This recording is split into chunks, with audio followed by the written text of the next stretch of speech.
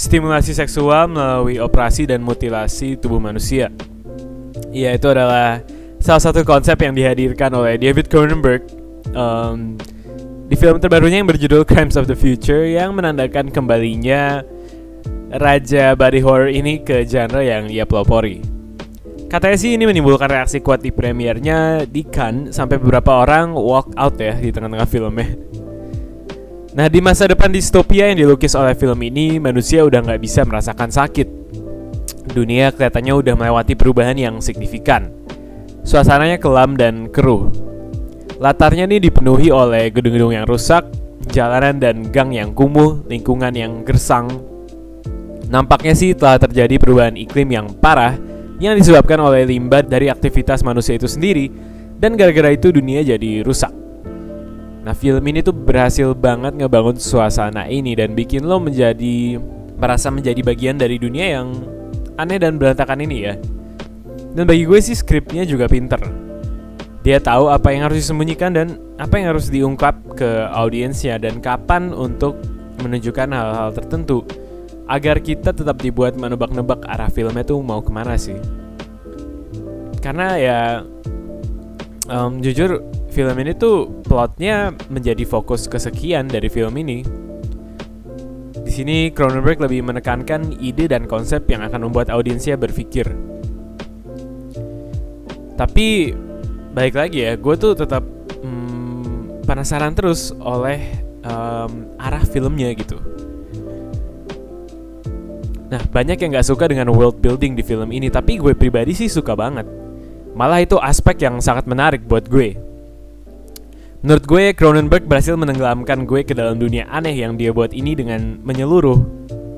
Lo bisa merasakan masyarakat yang membusuk ini dan melihat bahwa ketidakadaan rasa sakit itu mendorong orang untuk mencari sensasi-sensasi ekstrim, kayak nonton orang dioperasi secara langsung hanya untuk merasakan sesuatu.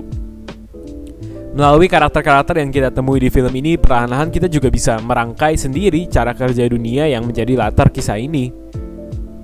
Setiap kali Viggo Mortensen bertemu dengan karakter random di suatu tempat, rasanya tuh kayak dia lagi ngobrol sama NPC di sebuah game open world RPG gitu. Bahkan adanya kelompok-kelompok tertentu yang memiliki tujuan mereka masing-masing, seperti lembaga pemerintah, korporasi swasta, dan sebuah organisasi aktivis pemberontak underground, itu mengingatkan gue terhadap faction-faction di game kayak Fallout. Dan masing-masing kelompok itu punya peran tersendiri di film ini. Ada yang besar, ada yang kecil. Gue cuman suka aja sih gimana Cronenberg ini memperkenalkan kelompok-kelompok ini dan motivasi mereka, membuat dunia yang dibangun terasa lebih dalam dan lebih kaya.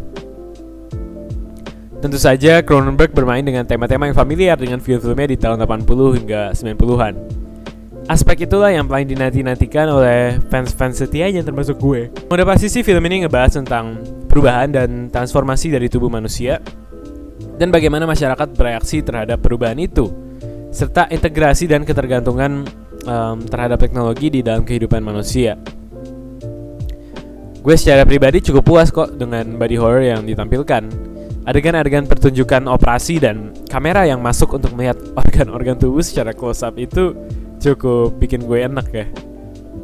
Practical effects yang digunakan juga bikin semuanya terasa tangible dan nyata, kayak berwujud gitu ya.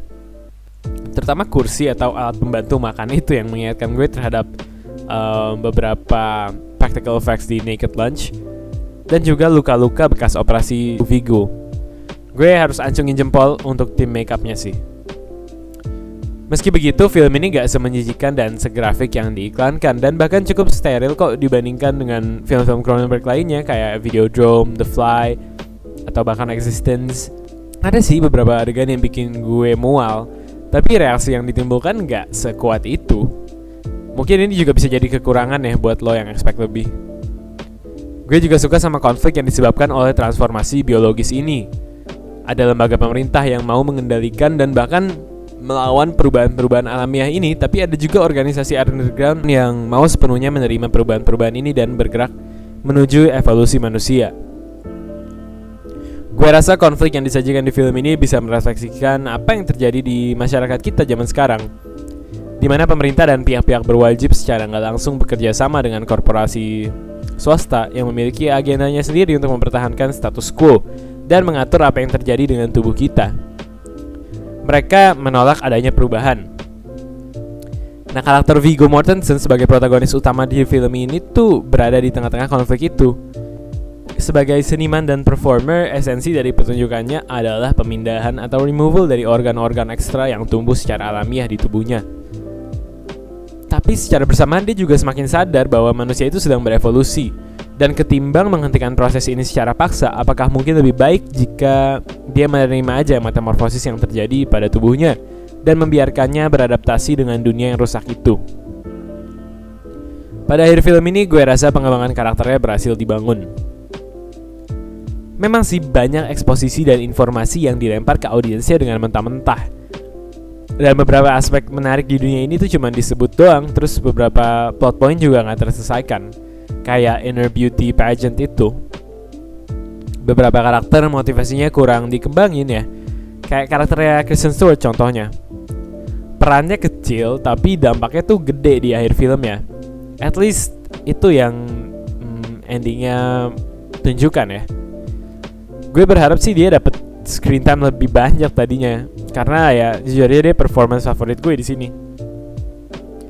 Film ini tuh banyak menanyakan pertanyaan filosofis tapi nggak semuanya dijawab, jadi bisa meninggalkan kesan kayak ada yang kurang diselesaikan gitu ya, atau lack of closure lah.